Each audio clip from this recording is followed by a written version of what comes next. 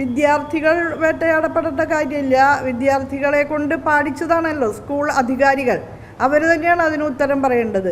School അധികാരികളെക്കാൾ കൂടുതലായിട്ട് ആ ചടങ്ങ് സംഘടിപ്പിച്ചവരാണ് അതിന് ഉത്തരം പറയേണ്ടത്. ഔദ്യോഗിക ചടങ്ങിലാണ് അത് പാടിയതെങ്കിൽ ആ ഔദ്യോഗിക ചടങ്ങ് സംഘടിപ്പിച്ചവർക്ക് ഉത്തരവാദിത്തമുണ്ട്. ഒരു സർക്കാർ പരിപാടിയിൽ ഏതെങ്കിലും ഒരു രാഷ്ട്രീയ പ്രസ്ഥാനത്തിൻ്റെ പാട്ടാണോ പാടേണ്ടത്? റെയിൽവേ എന്ന് പറയുന്നത് RSSൻ്റെ തറവാട്ടുവകയല്ല എന്നാണ് ഞാൻ FBയിൽ എഴുതിയത്. അത് തന്നെയാണ് എനിക്ക് ആവർത്തിക്കാനുള്ളത്.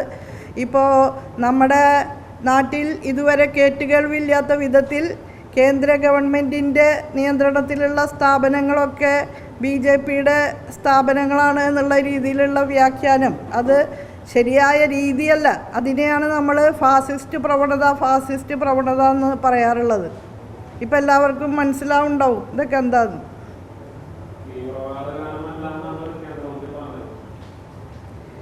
വാദം തീവ്രമാണോ എന്നുള്ളതല്ല, പാട്ട് RSSൻ്റെയാണ്.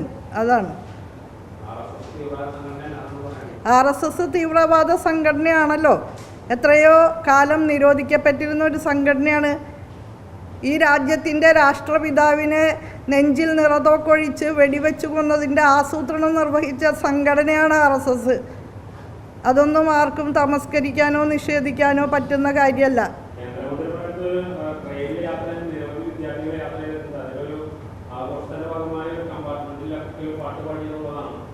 അദ്ദേഹം പറയുന്നതിനൊക്കെ ഓരോ അക്ഷരത്തിനും മറുപടി പറയലല്ലോ എൻ്റെ ചുമതല. പൊതുവിൽ ഈ വിഷയത്തിൽ നിലപാടാണ് ഞാൻ ഇവിടെ പറഞ്ഞത്. RSSൻ്റെ ഗണഗീതം ആലപിക്കുന്ന വേദികൾ ആയി മാറാൻ പാടില്ല സർക്കാർ വേദികൾ. സർക്കാരിൻ്റെ ഔപചാരിക വേദികൾ RSSൻ്റെ ഗണഗീതം പാടാനുള്ള സ്ഥലമല്ല.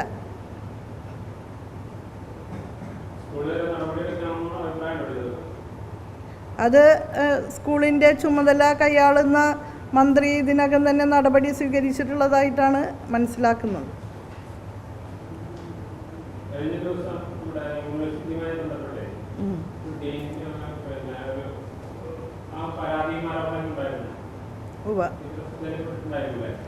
ഞാൻ ഇന്നലെ തന്നെ വാർത്തയൊക്കെ കൊടുത്തിട്ടുണ്ടല്ലോ. അതായത് അത് ജാതീയമായ അധിക്ഷേപം, അതുപോലെ ജാതിയുടെ പേരിൽ മെറിറ്റ് നിഷേധിക്കുന്ന ഒരു നിലപാട് സ്വീകരിക്കുക, അതൊക്കെ തന്നെ കേരളത്തിലെ സർവകലാശാലകളിൽ നമുക്ക് അനുവദിക്കാൻ സാധിക്കില്ല.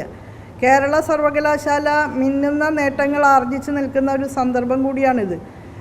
NAC അക്രഡിറ്റേഷനിൽ A++ഉം രാജ്യത്ത് പൊതു സർവകലാശാലകളുടെ ലിസ്റ്റിൽ 5ാം സ്ഥാനവും ഒക്കെ നേടി തിളങ്ങി നിൽക്കുന്ന ഒരു സർവകലാശാലയിൽ ജാതിയുടെ പേരിലുള്ള വിവേചനം ഒരു വിദ്യാർത്ഥി നേരിടുന്നു എന്നുള്ളത് നമുക്ക് അപമാനകരമായ കാര്യം തന്നെയാണ്.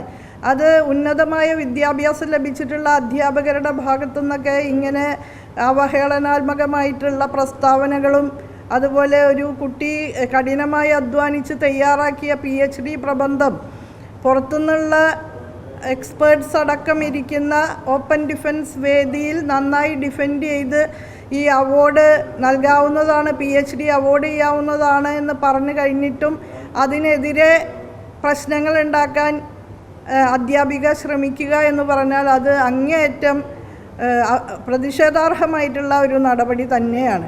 അത് വിശേഷിച്ചും ഈ അധ്യാപികയാണ് ഈ കുട്ടിയുടെ MPhil ഡിസർട്ടേഷൻ സാക്ഷ്യപ്പെടുത്തിയിട്ടുള്ളത്. MPhilന് ഗൈഡായി പ്രവർത്തിച്ചുകൊണ്ട് ആ പ്രവൃത്തി സൂപ്പർവൈസ് ചെയ്തുകൊണ്ട് ഡിസർട്ടേഷൻ സാക്ഷ്യപ്പെടുത്തിയ അധ്യാപിക തന്നെയാണ് ഇപ്രകാരം ജാതി അധിക്ഷേപം നടത്തി ഈ കുട്ടിക്ക് എഴുത്തും വായന അറിയില്ല എന്ന് പറഞ്ഞത്. അത് വലിയൊരു വിരോധാഭാസമാണ്. അങ്ങനെ ആ വിദ്യാർത്ഥി അറിവില്ലാത്ത ആളാണെങ്കിൽ എന്തുകൊണ്ട് അയാൾ തയ്യാറാക്കിയ ഡിസർട്ടേഷൻ അവർ സാക്ഷ്യപ്പെടുത്തി? അപ്പോൾ വൈസ് ചാൻസലർക്കും രജിസ്ട്രാർക്കും ഞാനിത് സംബന്ധിച്ച് കത്ത് നൽകിയിട്ടുണ്ട്. നടപടി സ്വീകരിക്കേണ്ടത് യൂണിവേഴ്സിറ്റിയാണ്.